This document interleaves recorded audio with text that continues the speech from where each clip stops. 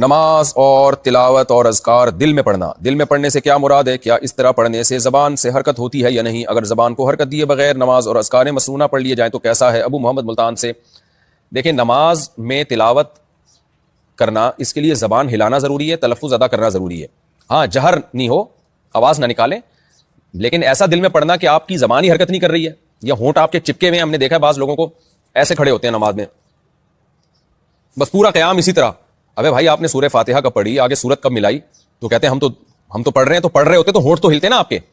تو جو اس طرح سے پڑھے گا کہ الفاظ ہی ادا نہیں ہو رہے، تو پھر اس کی نماز نہیں ہوتی۔ خوب سمجھ لیں، میں نے دیکھا بعض لوگوں کو چپ منہ بالکل بند کر کے کھڑے ہوتے ہیں۔ اب بعض الفاظ تو ایسے ہیں جو ہونٹ کے ہلائے بغیر ان کی ادائیگی پاسبل ہی نہیں ہے، ممکن ہی نہیں ہے۔ دیکھیں، کچھ کلمات تو ایسے ہیں کہ ہونٹ بند کر کے بھی ادا ہو جاتے ہیں، جیسے لا الہ الا اللہ اگر آپ کہیں نا ہونٹ بند کر کے، تو صرف زبان کے کنارے سے ہی لا الہ الا اللہ یہ کلمہ پورا ادا ہو جاتا ہے۔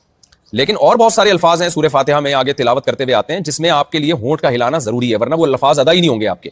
تو اس لیے پھر ایسی صورت میں نماز نہیں ہوگی، اور کوئی ذکر کرے گا تو ذکر کا ثواب بھی نہیں ملے گا اس کو۔ البتہ لا الہ الا اللہ ایک ایسا ذکر ہے جس کو اللہ نے اتنا آسان بنا دیا کہ ہونٹ بند کر کے بھی یہ صرف زبان ہلا کے ادا ہو سکتا ہے۔